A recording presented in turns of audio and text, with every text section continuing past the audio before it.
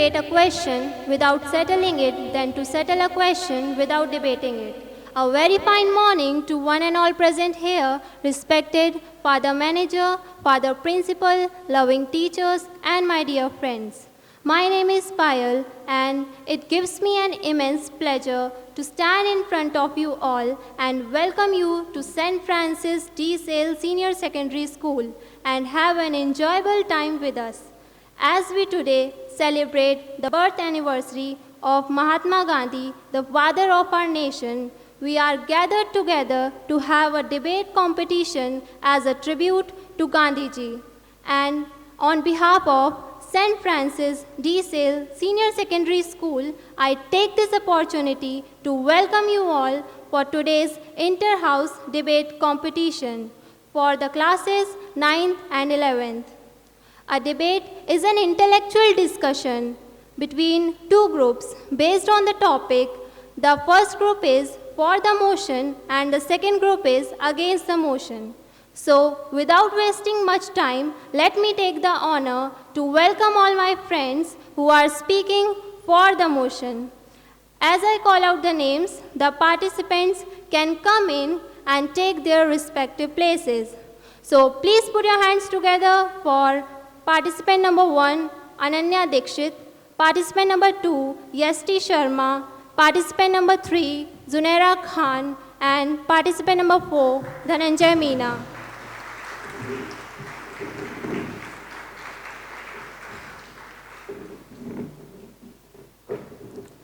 We cannot have a debate without the peoples who are opposing the motion. So, let me welcome my friends who are speaking against the motion. As I call out the names, the participants can come in and take their respective places. Please put your hands together for participant number 1, Tanisha Meena, participant number 2, Arushi Singh, participant number 3, Bhumika Meena, and participant number 4, Bhumika Singh.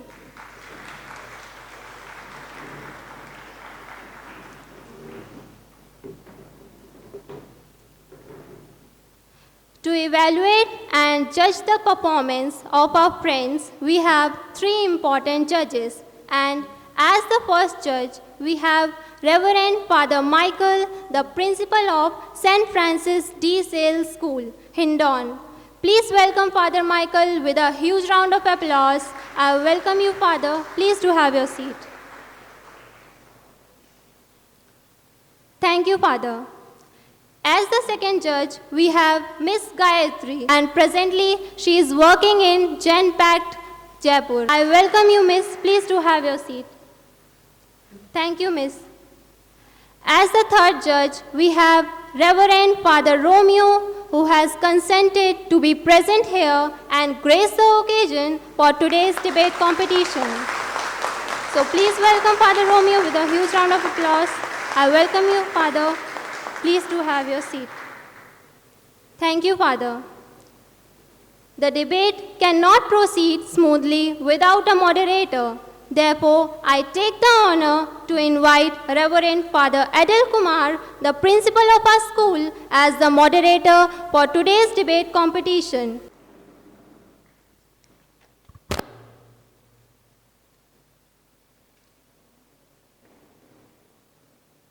Thank you, Father. Judges, please note the criteria for today's debate competition. Content and clarity, 10 marks. Presentation style, 10 marks. Confidence in delivery, 10 marks. Diction and clarity, 10 marks. Use of cross-section and cross-examination and rebuttal, 10 marks. Total 50 marks. Also note, each participant will be given 3 minutes each to speak. It is time now, therefore, I hand over the mic to Father Principal, the moderator for today's debate competition, to take over the show. Ready? Ready, very good. So now here we go. The first contestant to come and enlighten us on the topic. And I think you know the rules. The first contestant gets another 1 minute extra, okay, to speak at the end, to come and give your rebuttal. Okay, the first contestant from both the sides. And other contestants, as you speak, you can give your rebuttal. You can challenge your opponent's points. Okay. Breathe, and all the other natural resources which are sufficient for everyone's need. And in our world, everyone has complete right to get their basic needs. And there are lots of people who are giving their best to protect our world. And for that, they have taken various steps, like sustainable development. It is a process which has made needs sufficient for everyone, because it is done in such a way that allows all the resources and things to renew or continue to exist for others. And our world itself is so kind and so helpful because it has tendency of giving everything. And today, just because of our world, we are alive.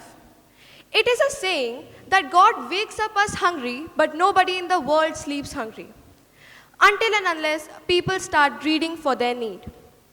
As we all know, greed is something which can neither be fulfilled nor be ended. It just goes on. And due to this greed, there are lots of people who cut down forests for themselves and convert them into buildings and roads of concrete for their benefit, and snatch shelters, homes from people, animals, birds, everyone. And that day is not far, my friends, when we all will be shelterless just because of these greedy people. And due to this greed, people start accumulating the things more than their requirement. Will gradually one day we will suffer for basic needs and poverty and famine. And these days, people has given greed a new name called development. On the name of development, there are lots of people who try to fill their greed and perform lots of malpractices, which leads to corruption and imbalance in our society. And not only this, they even snatch the right which is given to all the people to get their basic needs. And due to this, the gap between poor and rich widened. Poor are becoming poorer and rich are becoming richer. And if they will continue to do the same thing, one day we all will be shelterless and our whole world will be insufficient for them to fill their greed. The opponent has got something to defend, and I welcome the next participant, Ms. Tanisha Meena. A very warm welcome to one and all present here. Respected fathers, judges, teachers, lovely friends, and all the members of my dear opposing team. I, Tanisha Meena, stands before you all to speak against the motion on the topic, the world has enough for everyone's need, but not for everyone's greed. I strongly stand here to oppose this motion because greed is a powerful motivator, and motivated individuals are inspired to do greater things. Let me give an appropriate example which will totally change your mindset about greed. You may be knowing a great freedom fighters such as Mahatma Gandhi, Jawaharlal Nehru, Rani Lakshmibai, Bhagat Singh, and many more. Our forefathers recognized the importance of self-interest in Declaration of Independence, where they emphasized on our unalienable rights to pursue happiness. Have you ever imagined if they would not be greedy about freedom, being independent, what would be the current situation of all of you? You would not be seated here peacefully and living your life very happily or lavishly. And the whole credit goes to those greedy people who are greedy about freedom, independence, bring peace and harmony. Well, ladies and gentlemen, the point is just that greed is a powerful motivator and inspires people. Greed is good. Greed is good for lack of better development of world. Now you all would be in a dilemma that is greed good or not by listening to her speech and my speech. And I will keep on saying that yes, my dear friends, greed is good. Why? Because greed motivates you. Greed is a good thing. Even when you are very depressed, the greed of your success that I want to achieve this thing inspires you, motivates you. So, my dear friend, at last but not the least, I want to conclude my speech by saying that greed is good. Greed is present everywhere in everyone. So be greedy because your success comes out of your greed. Thank you for listening my speech so patiently. A very powerful.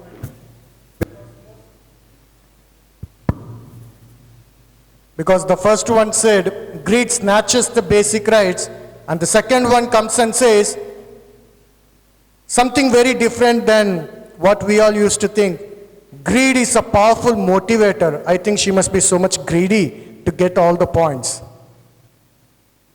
She says greed is the powerful motivator which inspires a person, not only for something but also it inspires a person for the good and the development. I think, I don't know how much greedy you are to get the things. Yeah, right. And I believe that the opponents must have been motivated by her greediness to come and present their argument. So I welcome the next contestant, Ms. Yashti Sharma. There is enough for everyone needs, but not everyone greeds. By this, a very fine good morning to one and all present here. It is very important to understand what is need and what is greed. One person greed is another person need. The need of a life are fresh air, healthy food, sufficient sleep, protection from disease, shelter. These are the essential need for a body and for a life.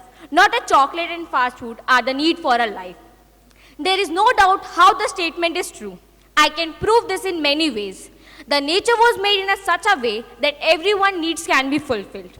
But what the man has done, man has overused and made that greed. I can take one of the example of the food distribution. We are hearing and listening from the media, television, newspaper that there is no sufficient food in our country. Is it? Some people are saying that there is no sufficient food because of the natural disaster and many others reasons. But if we will look in this, that there is really not sufficient food, no, there is sufficient food. If the single person gave the part of their food that they are not needed, they are eating in their greed, there will be sufficient food for each and every person. I can take one other example of pandemic situation. When there was a pandemic, in that we were needed of hand sanitizer, mask, medicine, oxygen cylinder and injection. That was a need. But what the people has taken to become more richer and richer, they have sent them in duplicate and selling them in a costly amount. They want to become richer and richer, so they have used their greediness. I conclude my speech by saying that there should be need in our life, there should be not greediness in our life. And I also reviewed the chess number 2 that she has told that freedom fighter was in the greed, so they want the freedom. Thank you. Has been given to what Tanisha said. Greediness motivates, but she says it is not the greediness that motivates, but it is the need of the people that motivates. Therefore, she has given a very good reply, I suppose, but then I don't think they are lesser than that. They have got something to reply to her back. So I welcome the next contestant, Ms. Ayushi Singh.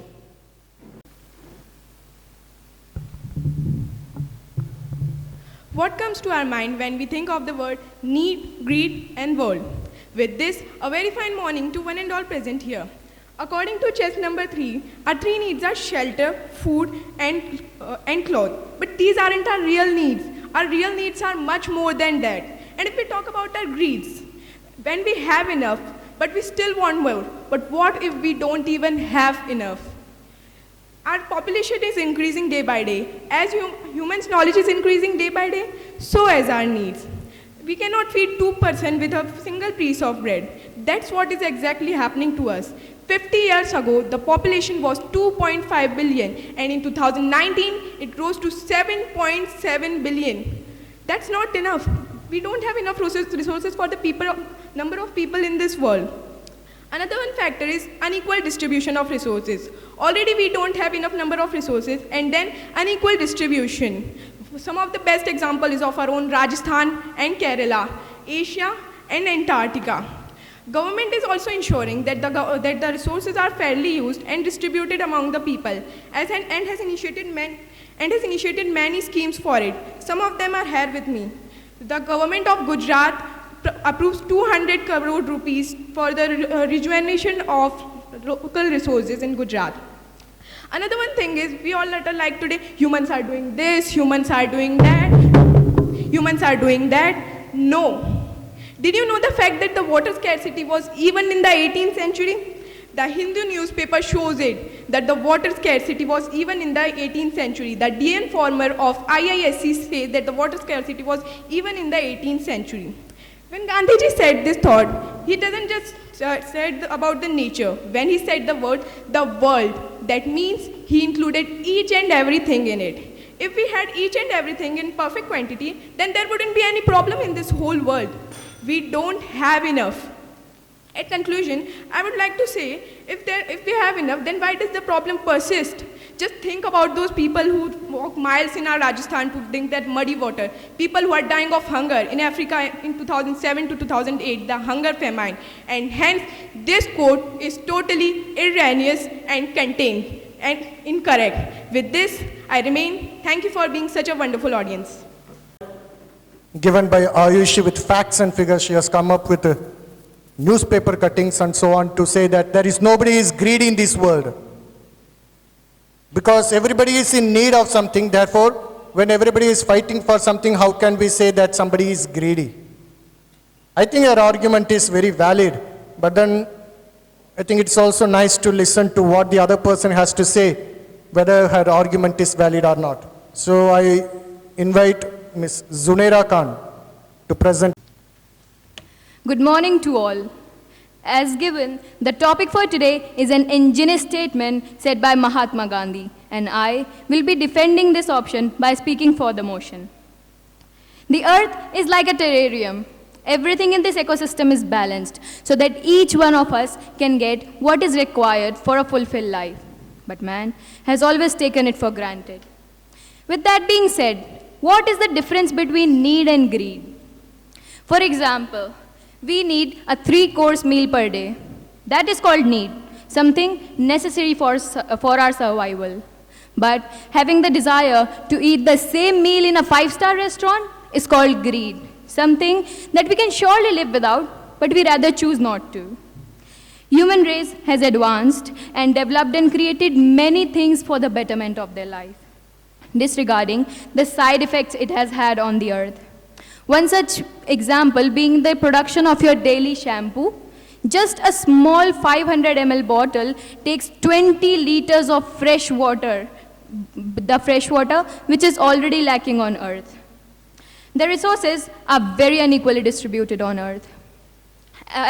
Said by Humanitarian Organization, the countries like Africa, where famines are very common, there is actually no scarcity of food.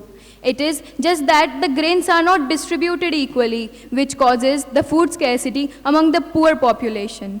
This particular example proves how there is actually never not enough. It is just not distributed fairly among the population. And also, as my opponents, chess number 2 and 4 said about population, the greed of people is now covered under fancy terms like population explosion. We know certainly the population is increasing and so are the needs of the people.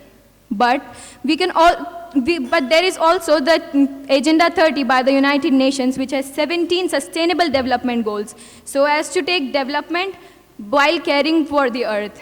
But achieving those goals by 2030, along with the current situation, seems impossible.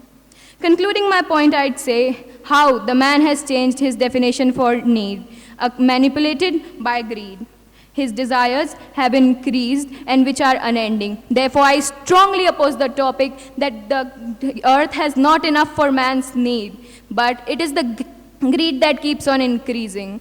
Thank you. Says, you all are speaking about population and everything, but think about what today people have got.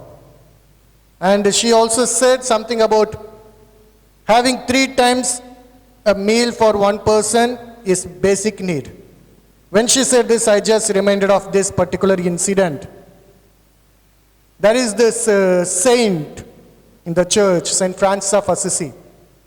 Okay, in his life, such one incident happens. Once in his monastery, a thief enters. Okay, a thief enters. And all the other monks, they try to catch the thief. Then this man, this saint, Assisi Francis, he was on the street side. As he was coming back, he sees his monks just running to catch the thieves. He stops them and he asks, "Where are you all running?" They say, "There was a thief in our monastery and we are going to catch him." Then Francis said, "Stop. Don't catch." They were so surprised. Why is he saying this? They are saying, "No, but then he took our bread and loaf and everything." Then he says, "If he has taken something from our monastery, it means that we have got more than what we need. It means that we have got more than what we need." That's what today we say. In case we can eat only 2 chapatis, but still if you have got 4 chapatis in our tiffin, which means we have taken the 2 of the other who did not get it. But then this is a saying. And I strongly presume that they have got something to defend for this. Because today, as for them, nobody is greedy. Everybody is doing something for their own need. So I invite now, there is somebody who is ready to counter-argue this. Bhumika Meena, welcome.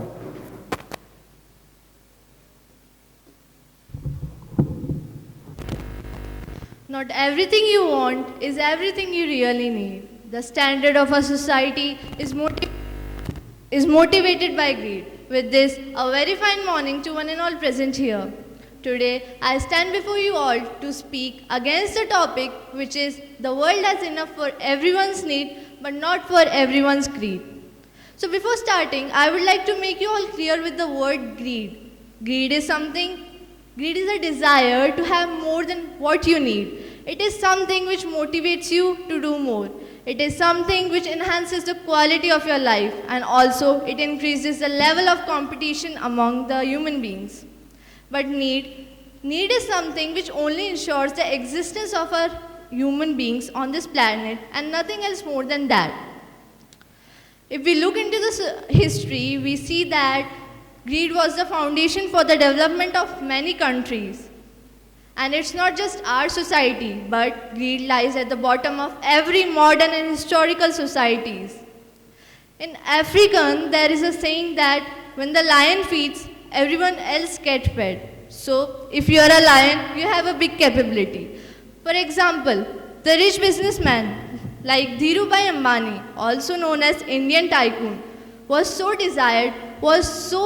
greedy for success, for expanding his business more, so that he worked hard, and which has made his family so rich that now his son, Mr. Mukesh Ambani, is Asia's richest man with around $84.5 billion of wealth, which is not only helping in increasing the GDP, the economic growth of the country, but also helping the poor people by providing the 0.4% of his personal wealth in charity, and also the job opportunities in his companies and factories too.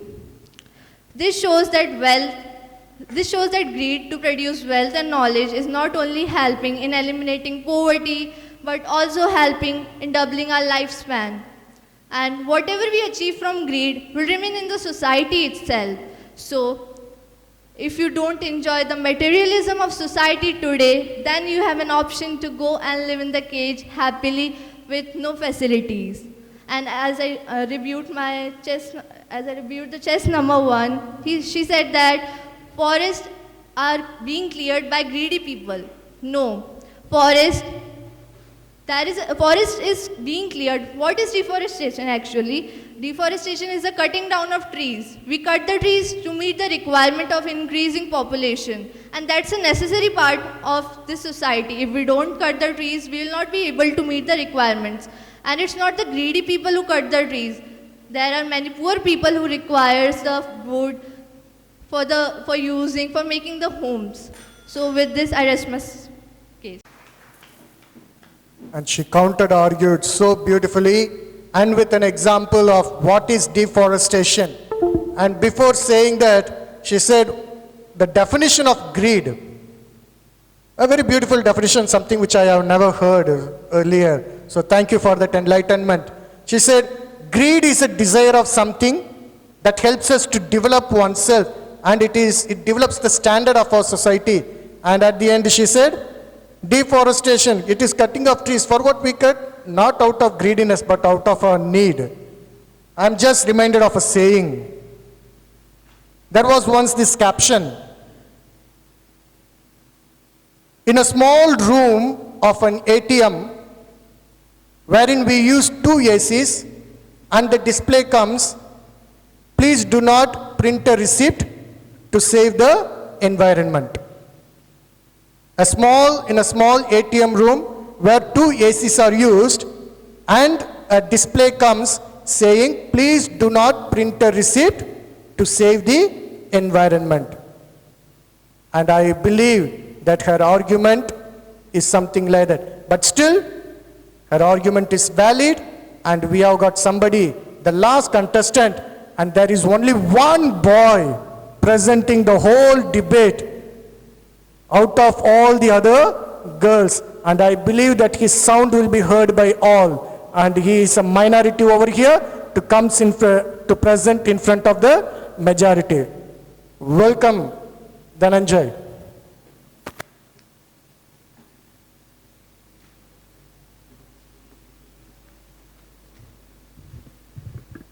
A very fine morning to one and all present here. Today, I stand here as for the motion on my topic, there is enough for everyone's need, but not for anyone's greed. Earth can satisfy man's need, but not his greed. This uncommon statement was given by an uncommon man called Mahatma Gandhi. Greed is the most potent evil weakening mankind. As Almighty has created everything so abundantly in our world, water, air, food, oxygen, and other resources that we require to live a happy life. In spite of this, man gets tempted to have, possesses, and own more. This temptation is the root of all ills. Resources are not the property of any individual or a group. They are the property of the nature and needs preservation. As you know, man makes use of everything in their reach to satisfy their greed. One of the main things that contribute to man's wealth and power is the earth's own natural resource.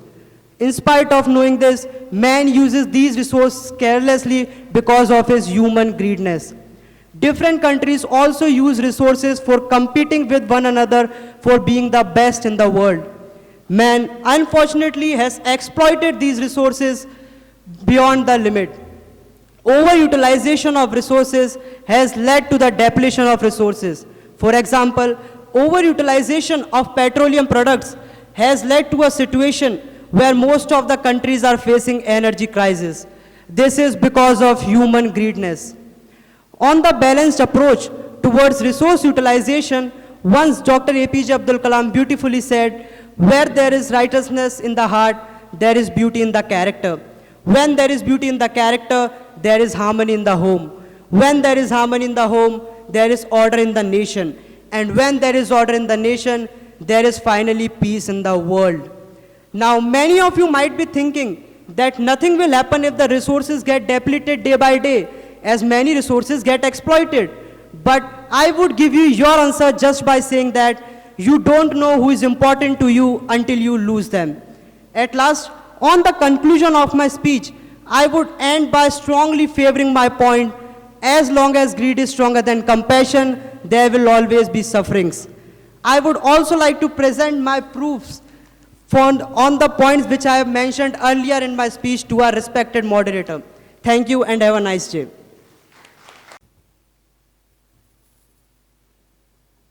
Thank you. He has come up with facts and figures saying that I did not just speak in the air. I have got facts and figures in my hand. Therefore, moderator, please check it out. That's what he means to say. So thank you, Dhananjay, and only boy who presented it so well, and it's not that others did not present it so well. Okay, so he has given another perspective of the greed, word greed. He said it is not out of greediness that people are utilizing. He uses the word weakness and temptation. So beautifully he has put it. And I believe that the opponent, that last speaker from the other side, is tempted to say what that word means. Therefore, I welcome the last speaker from against the motion, Bhumika Singh.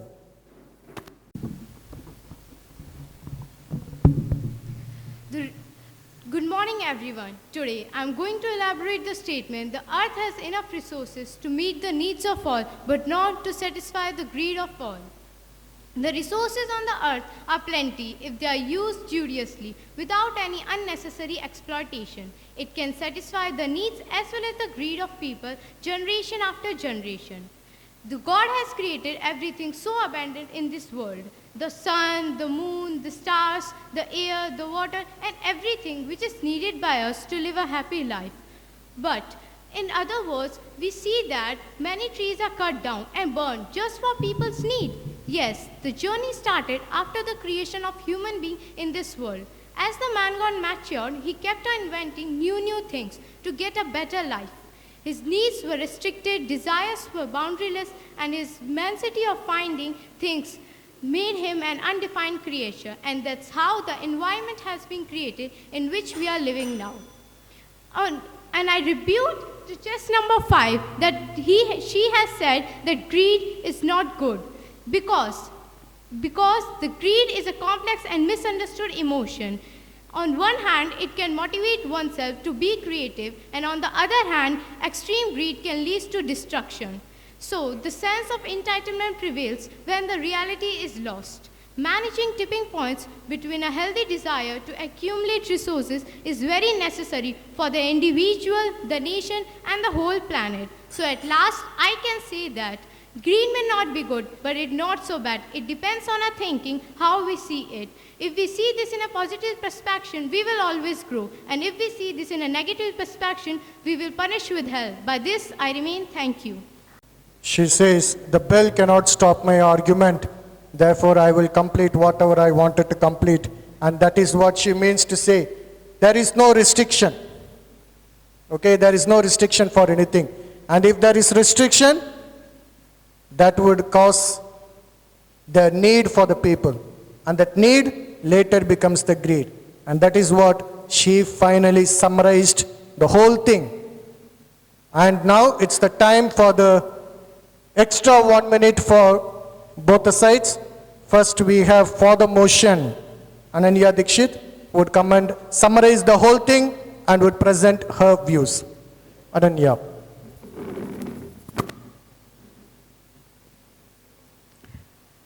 I strongly oppose what chess number 4 has said. She said that just because of unequal distribution, this hunger, poverty and famine situations are taking place. I will say that our world is not choosing some particular people or some particular person, then distributing whatever the things it is creating. But this unequal distribution is just happening because of the people and their people's greed. Just because, as I mentioned in my speech, that due to greed, the people are accumulating the things, hoarding the things more than their requirement. Then it leads to the situation of famine, poverty, and scarcity of basic needs. And our world is providing everything to everyone. So don't you think that it is a right of everyone to get everything? That is my point. Thank you. Summary of what does it mean by the world has enough for everyone's need? She says, let us not be greedy because we cannot be fulfilled or we cannot be satisfied if we are greedy. And I believe that Tanisha has got something to argue from our side to summarize.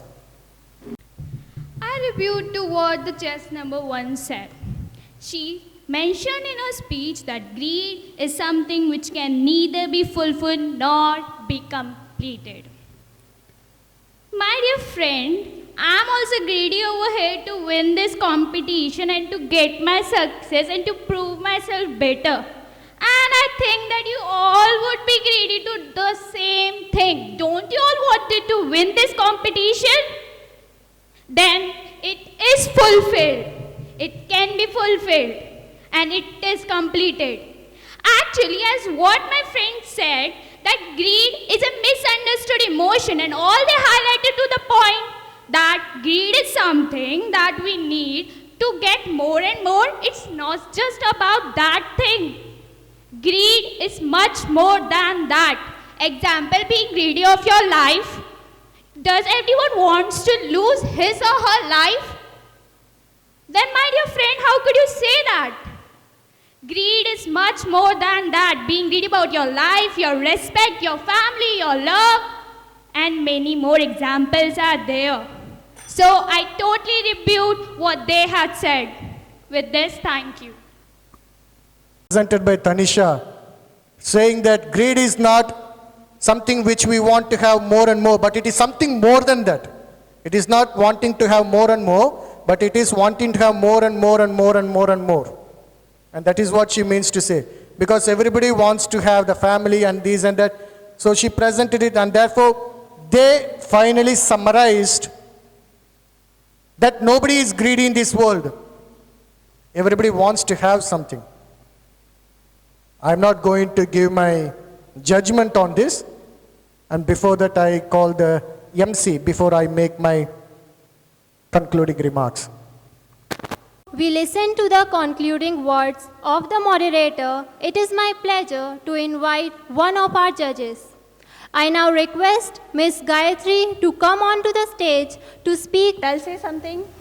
What I have experienced in this school. I have been the ex-student of this school, as you all know. Might be some of will you be not knowing about me. I have been in the batch 2014. I completed my 12th from this school. And I can confidently say that the school has given me a lot.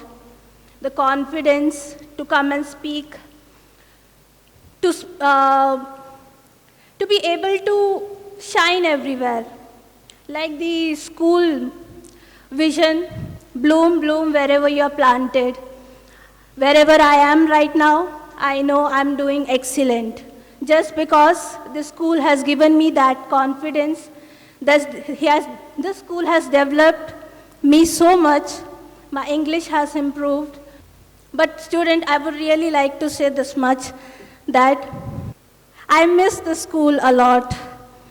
I miss the students whom I have taught. There are some students who are sitting in front of me, and it's really an inspiration. I really have motivated me so much.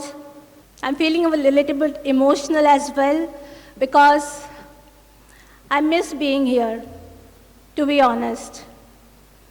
And to say something about the thing that school has given me, like the English language, the importance of English language. Please don't feel like the teachers are stressing you to speak in English. English is really very important. I have experienced myself when I went for my first interview. I was very frightened because for 2 years I hadn't spoken one single word of English. But when I went there, I gave my interview and I passed. So I'm telling you, English is really, really important, and SFS is seriously stressing over this to learn English properly. At last, I would just say that thank you, Roy sir, for inviting me. Thank you, Father, for inviting me here. Thank you. I now request Father Michael, the principal of St. Francis de Sales School, Hindon, to hand over a memento to Miss Gayatri.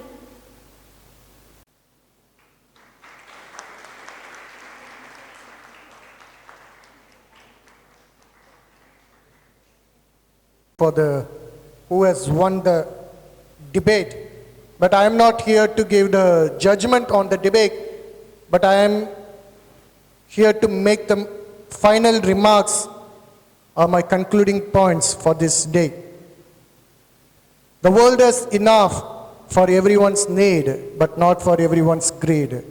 And I believe both the teams have sufficiently enlightened us and have given us a knowledge on this day, on Gandhi Jayanti. The person who uttered these words, that the world has enough for everyone's need, and who envisioned so many years before that if we are greedy, we are not going to survive for longer time. So it is not that the greediness that will help us to proceed forward in our life, And that's why what he emphasizes is, let us have the rational and optimal utilization of the resources that have been given in our care. Rational, use with reason. Optimal, whatever is needed, a minimum utilization of the resources. The resources, whatever has been given to us, the man-made resource and the natural resource. If it is not needed, let us not use it. And the problem of greediness comes only when we want to have more and more.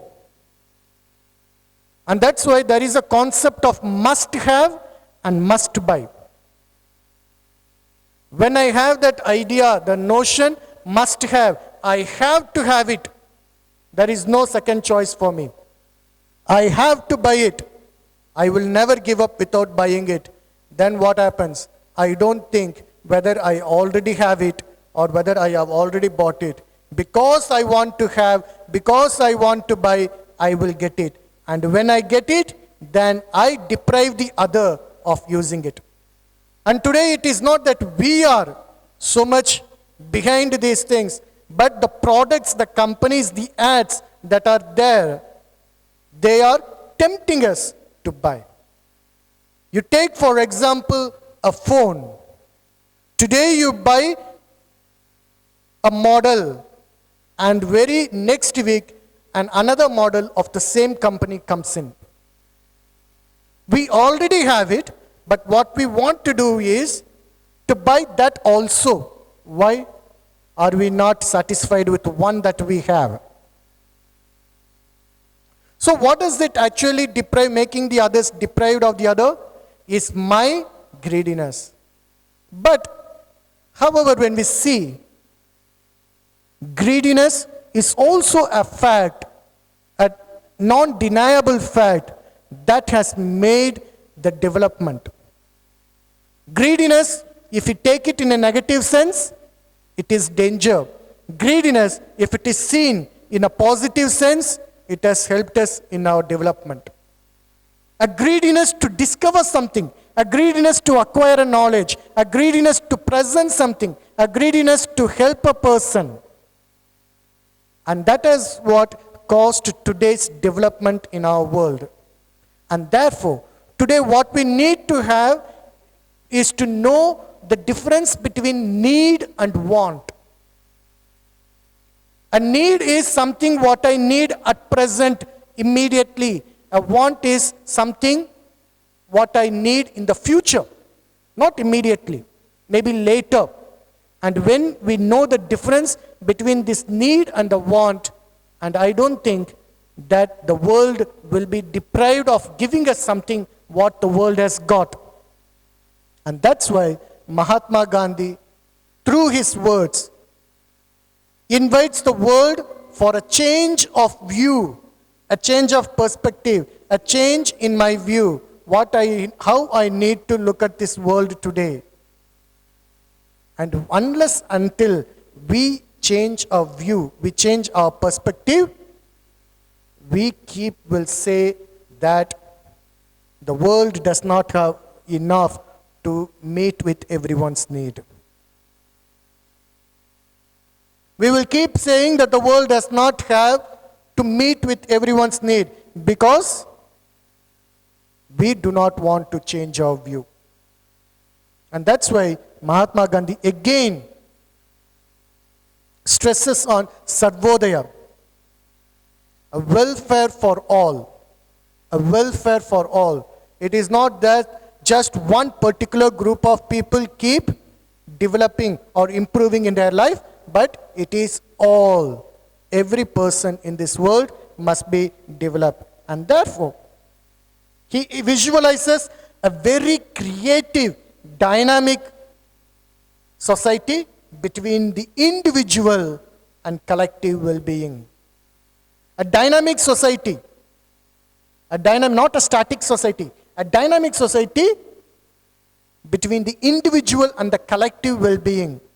There has to be a synchronization of both an individual person and the collective well-being, collective individuals. Then what happens? then the development comes and everybody is met with a need. And therefore, let us remember this maxim of the father of our nation on this day. Let us never forget that the world has enough for everyone's need, but not for everyone's greed. Thank you, those who presented for the motion and against the motion. You have presented it well, you have enlightened us. All the best. God bless you. Thank you, Father, for your intellectual talk. I hope you all had a very good time witnessing the debate on the topic. All the contestants to have done their best to prove their arguments, isn't it?